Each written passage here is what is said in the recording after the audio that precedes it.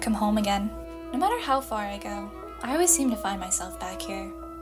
Eventually, I'm standing in my childhood bedroom, looking at the wall nearly consumed by photographs. Slivers of white peek out between each memory, each image an exercise in defiance of forgetting, stowed away where the slip of a second may never occur, and displayed so as to showcase what truly was. I've always felt that there was a softness in the fragility behind a moment becoming a mere memory. All it takes is the passing of a single second in time. It seemed as if I held the power to conduct time myself. I stand before my former selves now, and I slip into each scene as simply as I breathe. I gaze at one photograph just to my left. I see a young girl smiling awkwardly as she sweeps flour from the floor. A white cloud blankets my vision, accompanied by a sudden burst of voices behind me. There was happiness with the laughter and disbelief with the shriek of surprise.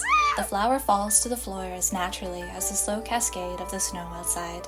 There was triumph, too, with that speckled inflection of shame. Two statements fill the air. Flour the clean space of the counter, and we'll cut out some Christmas cookies. Met, guess I'm stronger than you give me credit for. The torn bag lay atop the white powder below. I'm back in my room now, and with a grin, I turn to another photograph, this time to my right. This girl is shown suspended in the air above a trampoline. The blurry quality almost hides the second girl smiling outside the mesh. A rush of air, and I am, again, testing my faith in gravity. The colors swirl behind the mesh surrounding me. Green becomes blue, a cheer, a clap, and a gasp. My arm hurts, or is it my shoulder?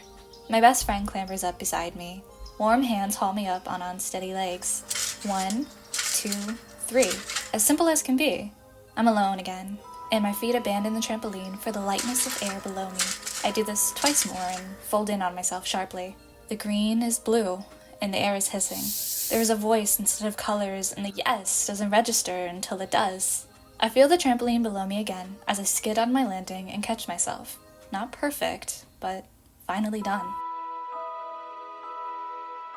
I look at a larger photograph, the first, one of my favorites.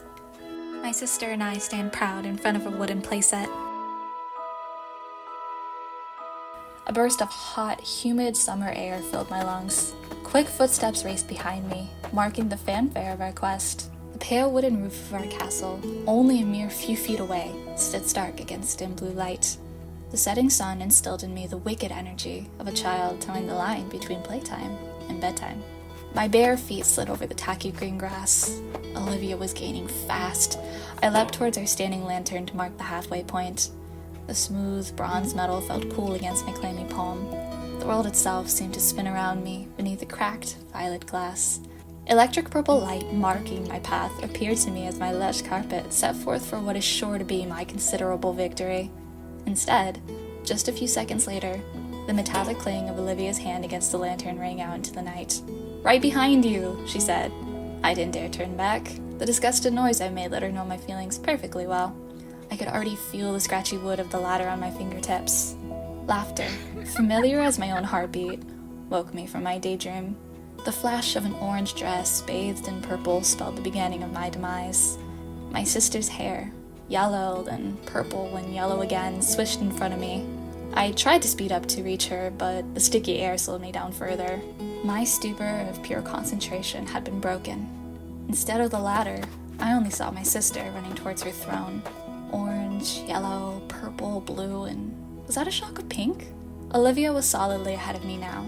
As she hauled herself up the creaking old ladder, her hot pink sneakers showed against the purpling sky. The cheat had worn shoes.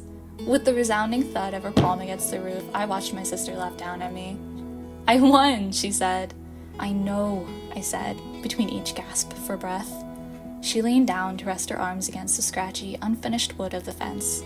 All my bravado gone, I simply whined my loss and collapsed into the purple grass. The queen was entirely too smug. I looked up instead. The stars were out by now. We would have to head inside soon. Stubborn wisps of pale blue mottled the edge of the purple grass. I lifted my purple hand against the black sky. My green painted fingertip, already chipping from this morning, trailed the tail of the Big Dipper. Olivia walks in front of me then, the orange and the pink interrupting the darkness of the sky. The yellow of her hair fanned out beside me as she laid down next to me. Another purple hand, this one with chewed nails and a Clifford bandage, shot into focus. Together, Olivia and I traced the Little Dipper in the black sky. I met the blue of my sister's eyes once again as we shared a grin. A swish of glass and Dad's voice cut through the night and the color to reach me. Come on now. We take a celebratory picture, and I rushed inside. I washed and brushed and laid in bed that same night. Somehow, my thoughts had landed on the burst of color I failed to notice until losing. The picture sits on my dresser, and I stand up to look at it one more time before I sleep.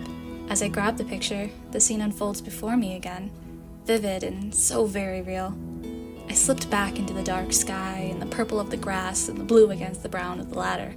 With a small gasp, I set the picture back down and head to sleep. Back in my bedroom again, I'd turn away from the wall and sit down on the same bed.